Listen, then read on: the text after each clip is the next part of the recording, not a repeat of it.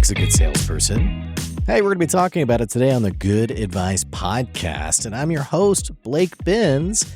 Thanks for tuning into the show today. We're going to be talking about some sales tactics that you maybe have experienced yourself, and if you're in the sales world, maybe someone's even taught you this way and coached you this way, and maybe if you even meander over to social media, every now and then you might see a post about this and people cheering on this kind of behavior. It's a wild world out there, and a lot of people are trying to get ahead. But hey, there's a good way to do sales and a bad way to do sales, and just know you don't have to sell your soul to be good at sales. Before we dive into today's episode, we are going to hear from a quick sponsor who sponsors today's podcast episode. And as always, if you ever want a podcast, and as always, you can also support the podcast on our Patreon, patreon.com/goodadvice. Check out this quick ad. We'll be back soon. There's one single piece of advice that I give to business owners who are ready to scale their business drastically. And that's knowing exactly what you need to hand off so that you can continue focusing on what you're an expert in.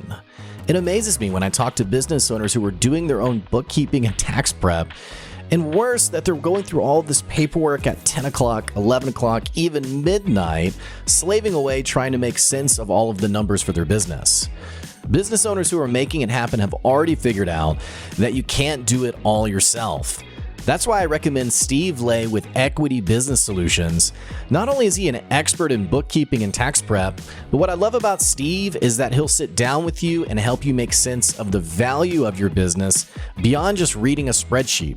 You'll be able to make better decisions, and more importantly, you're going to save yourself the crucial time you would have spent going through QuickBooks or an Excel spreadsheet or whatever it is that keeps us up late at night. So save yourself some time and some money by giving Steve Lay a call at Equity Business Solutions, and he'll show you the value beyond your numbers. Go to equitybusinesssolutionsllc.com to find out more.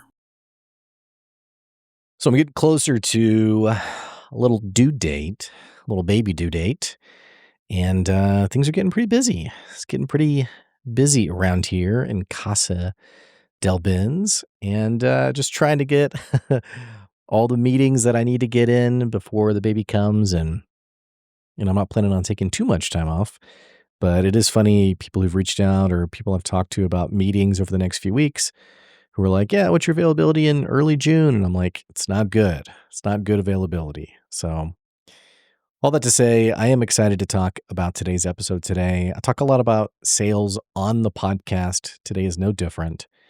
And I want to talk about something that this is something that I think is so tacky in the sales world, but I saw someone post about this and I was so surprised by the comments under it on LinkedIn that I started doing some digging and started realizing, okay, this is like a thing. Like this is something that people clearly do and encourage. And, what I'll do is I'll pull up this post that someone put up, and I'll just paraphrase it for you, and then I'll give you a second to think about what you would do in the situation, and then I'll tell you what the comments say about it. This post was inspired, or rather, this podcast episode was inspired by my friend Damon Burton, who put up a post earlier today that said he was going to start photographing people who walk past no soliciting signs and would put them on Instagram. And it reminded me of this other post that I saw, and I'll read two of them to you. They're both from LinkedIn. LinkedIn, by the way, is the place where I do most of my business, or rather most of my social media. So it's my platform of choice, but maybe you don't ever meander over to LinkedIn, and maybe you've heard that it's a pretty awful platform, and I'll just tell you, you're probably right. A lot of these social media platforms aren't really too great, but all that to say, I'll read this first one to you. First one says, salespeople of LinkedIn. Today I was greeted by this sign out front of a prospect's building. What would you do? And it's a person who has a picture of a no soliciting sign. It looks like outside of like a corporate office or something. And there are so many comments, 130 plus comments on here. And just like perusing through here, I'm surprised man, there's got to be a culture around this. Must be like a little bit of a hustle from fellow salespeople. But one comment says, smile and go on in and act dumb. Another comment says, eat what you kill. Another comment says, no quitters in this business, go on in. And then the OP, the original poster, replied to that one with a laughing emoji and said, I did.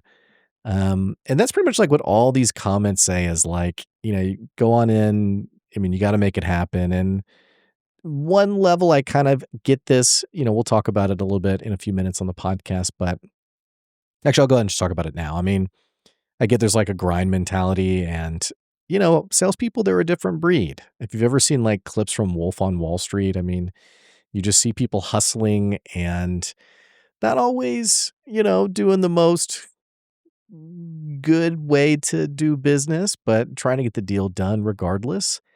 And this is really, I'll go ahead and tell you, this is one of like the worst habits in sales is this mentality of that's kind of marked by a total lack of respect, a total lack of personal boundaries. It's the whole like, don't take no for an answer.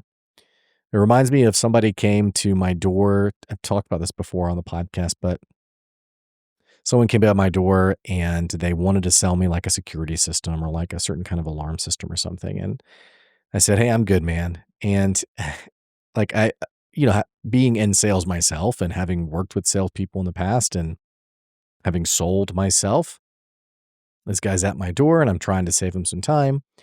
So right off the bat, he hits me with the pitch. And which, by the way, it's funny, being on the other end of this, it's funny, like the different kinds of pitches people do.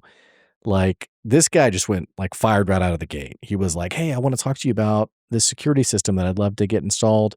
So I've heard something like that. I've had people, this is another one that's really, it's obnoxious to me because it's disingenuous, but it's a very common one.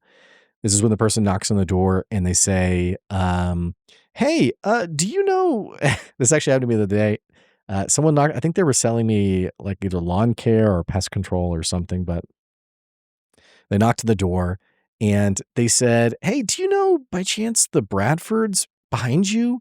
I have no idea who these people are. And I'm like, no. And I already know he's selling me something. He's got all the hallmarks of a salesperson. He's got the gear on, all that stuff. He's like, "Yeah, do you know the Bradfords just right over here behind you?" Doesn't introduce himself, by the way. He just goes, "Do you know the Bradfords?" And I go, nope, I don't. And he's like, "Oh, well, we just treated their lawn and we're actually treating a couple other people in the neighborhood. And I was walking by your house and I thought, oh, we don't know this person. And I wanted to see if I could talk to you." And I'm kind of just like, okay, dude, like Bradfords, maybe they don't even exist. I don't even know. This is a very common sales tactic. I've the couple places that I've lived, I've gotten this 1,000 times where, it's the whole like other people in your neighborhood are already doing it. So you may as well do it yourself. So I got that one. That's one approach. Another approach I got, I was playing with my kids and someone knocks on the door and I don't know how to describe it other than it's the buddy buddy approach where it's like we've been friends for years. And then you actually do get a version of this on LinkedIn, by the way, or on whatever social media platform you use. It's the DM that comes in where the person is like your best buddy. And they're like, "Hey, man, I love what you're doing. You're so cool. Oh man, you're just doing so much great stuff. I'd love to connect so that we can, swap notes or I can hear more about the great stuff you're doing." If you ever get this, by the way, have a little self-respect. This person is actually not impressed with you. They are trying to sell you something. Surprise. I hate to be the one to break it to you, but that's what's happening. This person's trying to sell you something. Well, this person knocks on the door and I'm playing with my kids and immediately he's like, "Oh man, you got a couple of kids?" And I'm like, "Yep, yep, I do." And he's like, "Oh, that's cool, man. How old are they?" And I'm like, they're 5 and 3." And he's like, "Oh, cool. Like, well, what, you got a boy, you got a girl?" And I was like, "Yep, I got one of each." And he's like, "Oh, that's great, man. That's so fun." And he like made like another comment where it got to the point where he had like there was so much follow-up that I was like, "Man, this guy's really trying to hone in that, hey, you and I, we're cut from the same cloth, we're I just was like, I was like, okay, buddy, like, let's, it's actually reminds me, by the way, we had our dishwasher break and this salesperson came out to look at the dishwasher. And then instead of quoting us, which we ended up having another technician come out, who that technician quoted us like, I think it was like $150 or something to fix it, which he did. But before that tech came out, or before that guy came out, this tech came out from like a big name electrical company. And instead of offering to fix the dishwasher, he's like, yeah, all your stuff has to be replaced. All your outlets have to be replaced, yada, yada. It was like an $8,000 bid or quote that he gave us. And I was like, are you nuts? So I was calling around. I was talking to my wife about it. Well, as my wife and I are talking about it, my wife is just like, "Aw," and she's like, "Oh, look at that." And the guy is reading a book to my children. And she's like, "He's so nice." And I'm like, babe, I don't doubt that he's not a good guy. I don't doubt that he has kids. I don't think he's a serial killer, but I don't know, man. This guy just handed us an $8,000 quote. Now he's sitting on the couch reading a story time book to our kids. I don't know, man. I just, maybe I'm jaded. I don't know. You be the judge. I just kind of thought, I don't know about this. I'm not sure about this. I don't know. I don't know. So there's a lot of different approaches. There's a lot of different things that people try. But I will give you the king of approaches, the worst of the worst. Let me pull this up here. Okay. So this person posted this on LinkedIn. This is very interesting. I'm just going to read it, or I'll paraphrase it because it's kind of long-winded. And you, like I said, I'll give you a second to kind of think about what you would do. But this person basically says, hey, LinkedIn, what would you do in this situation? Did I go too far? And then she gives the background. She says, and she also has a picture attached to this. So she gives the background and she says, I reached out to this prospect and the prospect was immediately not interested, but I followed up and said, well, hey, tell me about, what is it that, what is it about the product you're not interested in? And this is what ended up happening.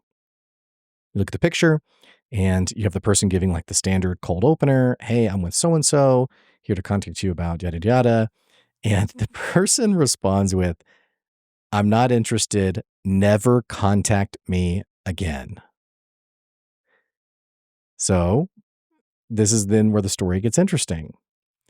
The person says that they sent them a $10 coffee gift card and with a note that said, hey, I know I reached out the other day, but I wanted to treat you to a cup of coffee. If you're interested in talking about what it is I have to sell, or really what she said, what my service is, I'd love to chat about it over coffee, gift card included. And her question was, did I go too far? And she has a little bit of like a quirky emoji. She already knows the answer. She knows the answer because just reading the comments, she is very proud of this message and this decision.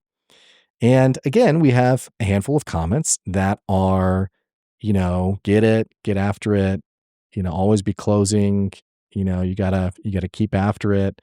There's a handful of those, but I got to give respect to this person who replied and said, dude, which it's not a dude, it's a girl, but regardless, this person said, dude.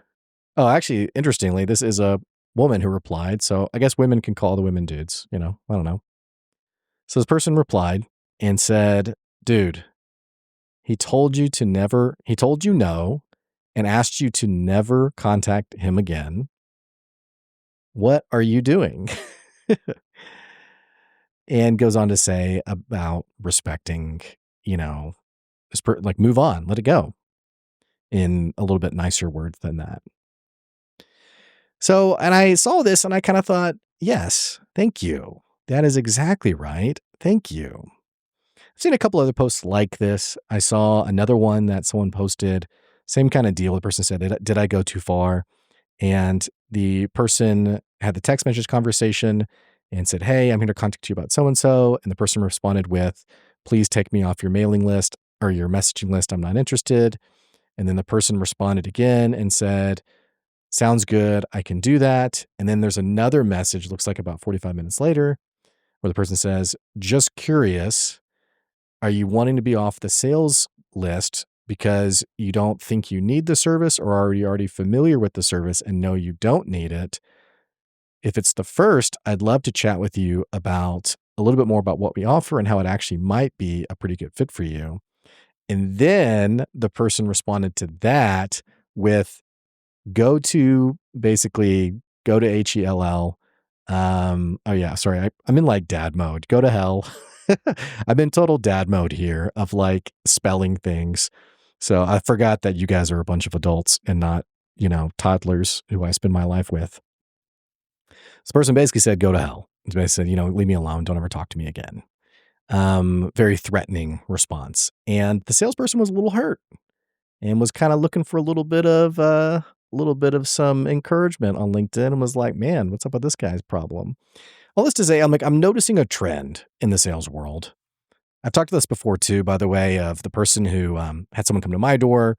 This is the throwback to the earlier story. Person came to my door, wanted to sell me a security thing. And I said from the get-go, hey, I'm not interested. I don't want it. And he goes, well, how do you know you don't want it? You haven't heard me give my pitch yet. And I was already just annoyed by that because I already knew I didn't want it. I knew I didn't want to buy it. And so I said, well, man, I just know I'm not interested. Thank you though. And he's like, well, how can you know though? You haven't heard. And maybe I was just like, number 8 rejection in a row. He'd had enough. I don't know, but I'm noticing this trend in sales, and it's this odd attention to, it really is the whole don't take no for an answer, as if there's some admiration there or like perseverance that like lends itself to the reward of the actual sale. And what I got to tell you is this is one of the worst tactics you can have as a salesperson. I cannot, maybe like in a movie, I cannot think of a time that someone has so deliberately said no and then afterwards admired the person for continuing to pester them and continuing to sell to them. I have never met anyone who's been like, man, wow, I am so glad you kept harassing me. I am definitely going to buy from you. I've literally never, ever seen it happen ever before. And maybe you have a personal story. Maybe you have an example where it worked for you. I love that for you. I'm happy for you. But I will say that is the exception. It's not the rule. You guys know this expression? It's the exception. It's not the rule. A lot of times we think the exception is the rule. It's not. It's the exception to the rule. The rule is that people do business with other people. And if I don't like you as a person, I'm not going to buy from you. There's also another rule that partners with this one called the know, like, and trust rule, which is as I get to know someone and develop an affinity for them or like them or appreciate what they do, eventually, as I say eventually, this pathway can actually be pretty short depending on how big your brand is. But at some point, I'm going to trust you enough to feel good about buying from you. Now, some people like really they over exaggerate this concept. And like I saw a post about this where someone said, hey, know, like, and trust is a bunch of junk. I'm not looking to be best friends with my salespeople. And meanwhile, I don't know any CEOs who are wanting me to be their best friend.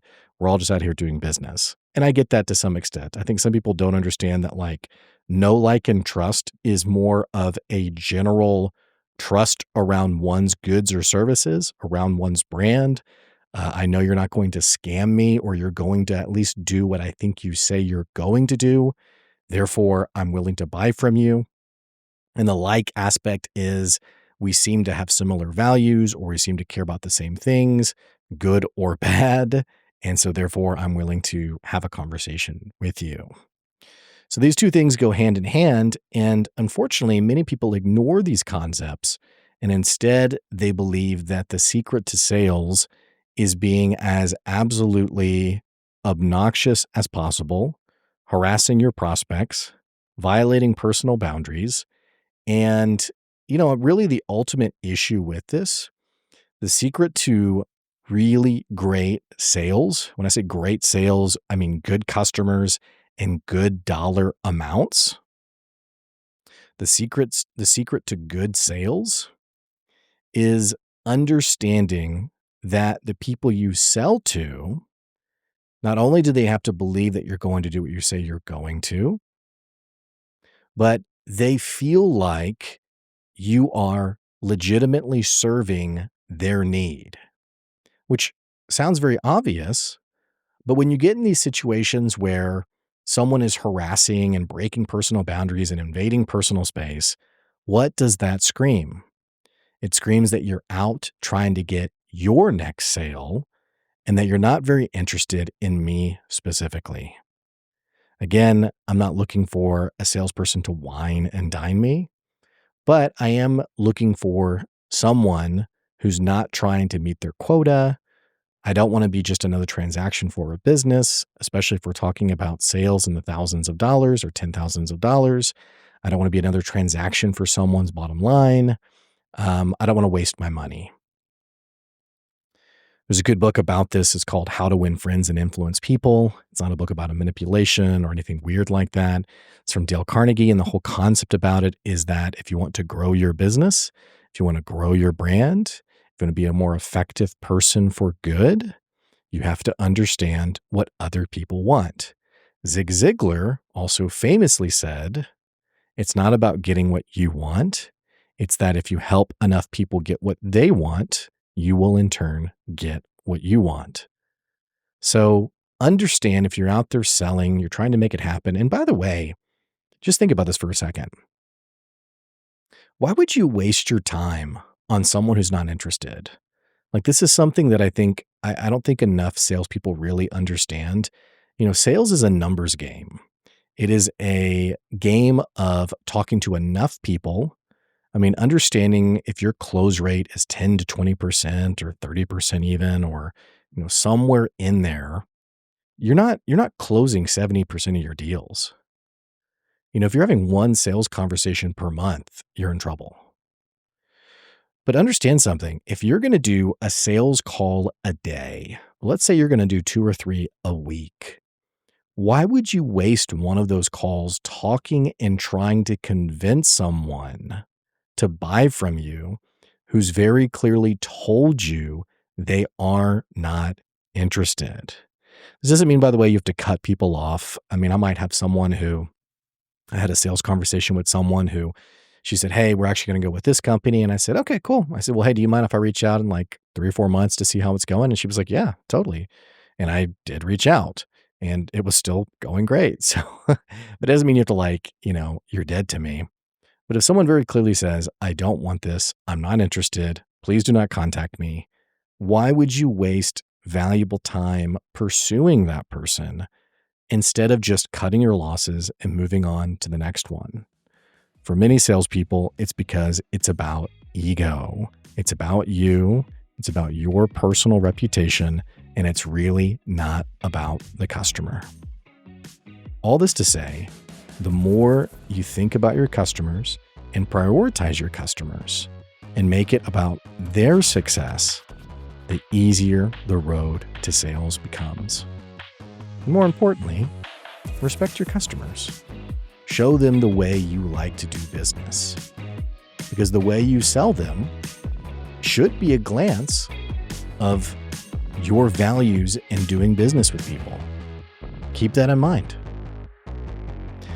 Hey, thanks for listening to today's podcast episode. All of us are out there. We're selling. We're trying to make it happen. We got to do it the right way.